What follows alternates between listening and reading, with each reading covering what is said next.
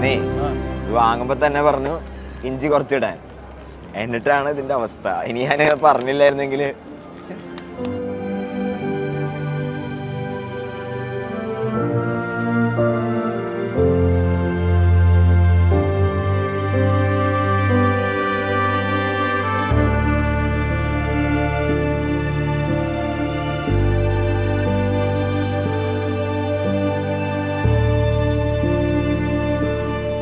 കഥകളാണല്ലേ സാറേ? യെസ്, ഞാൻ IIT പോയ കഥ സാർ കേട്ടിട്ടുണ്ടോ? ഇല്ല. ഞാൻ 2006 ആദ്യമായിട്ട് എൻട്രൻസ് പരീക്ഷ എഴുതുന്നത്. ആ വർഷം എനിക്ക് കേരള എൻട്രൻസിൽ അത്യാവശ്യം നല്ല റാങ്ക് കിട്ടി. 400ൻ്റെ അടുത്ത് റാങ്ക് ഉണ്ടായിരുന്നു. അത് ഉപയോഗിച്ചിട്ട് കേരളത്തിലെ ഏത് എഞ്ചിനീയറിംഗ് കോളേജിലും ഏത് സീറ്റും കിട്ടുമായിരുന്നു. പക്ഷെ ഞാൻ പാരൻസിൻ്റെ അടുത്ത് പറഞ്ഞു ഞാൻ കോളേജിൽ ജോയിൻ ചെയ്യുന്നില്ല എന്ന് പറഞ്ഞു ആ വർഷം. എന്നിട്ട് അപ്പോൾ എൻ്റെ സ്വപ്നം എന്താണെന്ന് വെച്ചാൽ എനിക്ക് IIT പോകണം എന്നുള്ളതായിരുന്നു. അപ്പോൾ കുറേ കാലമായിട്ട് എനിക്കുള്ള ഒരു സ്വപ്നമായിരുന്നു IIT പോകണം എന്നുള്ളത്. പക്ഷേ നാച്ചുറലി ബാക്കിയുള്ളവരൊക്കെ എന്താണ് ഡീമോട്ടിവേറ്റ് ചെയ്യും നമ്മളെ. പാരൻസ് മാത്രമേ സപ്പോർട്ട് ചെയ്തുള്ളൂ. ടീച്ചേഴ്സും നാട്ടുകാരൊക്കെ നമ്മളെ ഡീമോട്ടിവേറ്റ് ചെയ്തുകൊണ്ടിരിക്കും. സ്വാഭാവികം. പക്ഷെ കുറേ കാലമായിട്ട് നമ്മൾ സ്വപ്നം കാണുന്ന സംഭവം നമ്മളെ ഉറക്കം കളയുന്ന ഒരു സംഭവമായിരുന്നല്ലോ ഇത്. സർ, IIT മദ്രാസിൽ എനിക്ക് സീറ്റ് കൺഫേം ചെയ്ത ദിവസം അതെനിക്കിപ്പോഴും ഓർമ്മയുണ്ട്. എല്ലാവരും ഭയങ്കര ഹാപ്പി ആയിരുന്നു. ഒരു ഡ്രീം കം ട്രൂ എന്ന് പറഞ്ഞ പോലെ ലൈഫിലൊരു ടേണിംഗ് പോയിന്റ് തന്നെയാണത്. ഞാൻ തൃശ്ശൂരാണ് സ്ഥലം. തൃശ്ശൂരത്തെ ഒരു ചെറിയൊരു ഗ്രാമത്തിൽ നിന്ന് ചെന്നൈ പോലുള്ള വലിയൊരു സിറ്റിയിലേക്ക് IIT അഡ്മിഷൻ കിട്ടി പോവാം. മേ ബി ആ നാട്ടിൽ നിന്ന് ആദ്യമായിട്ട് IIT പോകുന്ന ആളൊക്കെ ഞാനായിരിക്കും.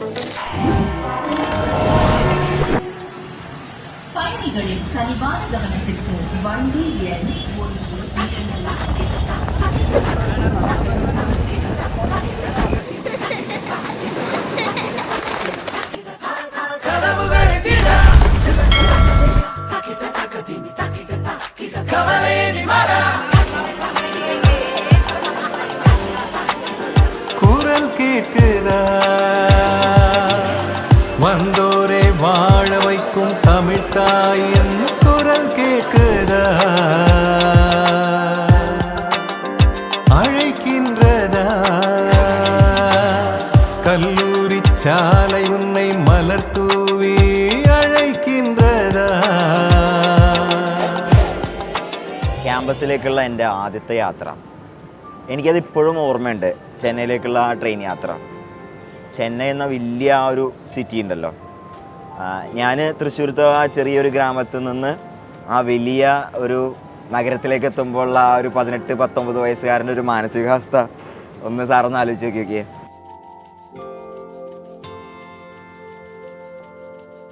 ഭാഷ, ആളുകൾ, അതുപോലെ സംസ്കാരം, ഫുഡ്, ഇതെല്ലാം ഡിഫറെൻ്റാണ്. നമ്മൾ ഒരു സ്ഥലത്തു നിന്ന് വേറെ സ്ഥലത്തേക്ക് കംപ്ലീറ്റ്ലി പറിച്ച് നടുന്ന പോലത്തെ ഒരവസ്ഥയാണ്. നല്ല ടെൻഷനൊക്കെ മനസ്സിലുണ്ടാവും. മനസ്സിൽ ടെൻഷനൊക്കെ അടക്കി പിടിച്ചിട്ട് ട്രെയിൻ ഇറങ്ങി ക്യാമ്പസിലേക്കുള്ള ബസ്സിലേക്ക് കയറുകയാണ്. നമ്മളെ ബസ്സിൽ പോയിട്ട് ക്യാമ്പസിന് മുന്നിലുള്ള സർദാർ പട്ടേൽ റോഡ് ക്രോസ് ചെയ്തിട്ട് ബസ് പോവുകയാണ്. അപ്പോൾ ആ ബസ്സിൽ നിന്ന് നമുക്ക് ക്യാമ്പസിൻ്റെ ഒരു ഏരിയൽ വ്യൂ കാണാൻ പറ്റും. എൻ്റെ സാറേ, ആ സമയത്തുള്ള നമ്മൾ ആദ്യമായിട്ട് ക്യാമ്പസ് കാണാൻ അത്രയും ബ്യൂട്ടിഫുൾ ആയിട്ടുള്ള വ്യൂ. കാരണം അത്രയും കാലം ആ ഒരു സ്വപ്നത്തിന് വേണ്ടിയിട്ട് നമ്മൾ കാത്തിരുന്നത്.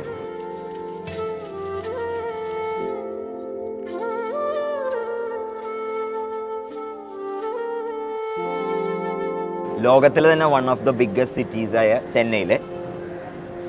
ചെന്നൈ സിറ്റിയുടെ നടുവിലായിട്ട് 650 ഏക്കർ കാടിനുള്ളിലാണ് ക്യാമ്പസ് ഉള്ളത്. ചെന്നൈയിൽ കാടോ? അതെ അതെ.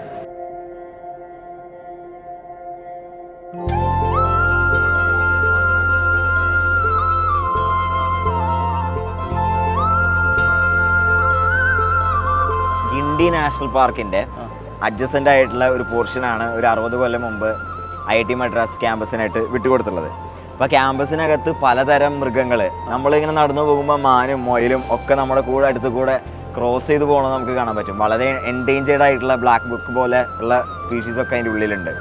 ശരിക്കും പറഞ്ഞാൽ ചെന്നൈ സിറ്റീൻ്റെ എല്ലാ തിരക്കിൽ നിന്നും മാറിയിട്ട് എല്ലാ ഫെസിലിറ്റീസും ഉള്ള ഒരു ലോകം, അതാണ് ഈ IIT മദ്രാസ് ക്യാമ്പസ്. അപ്പോൾ ഞാനവിടെ ജോയിൻ ചെയ്തത് ഇലക്ട്രിക്കൽ എഞ്ചിനീയറിംഗ് കോഴ്സിനാണ്. അവിടെ ക്യാമ്പസിനുള്ളിൽ തന്നെ ഒരു കുറേ ഹോസ്റ്റൽസ് ഉണ്ട്. അതിൽ ജമുന ഹോസ്റ്റലിലാണ് പഠിച്ചത്. ജമുന എന്ന് പറഞ്ഞാൽ നമ്മുടെ റിവർ യമുനയാണ്.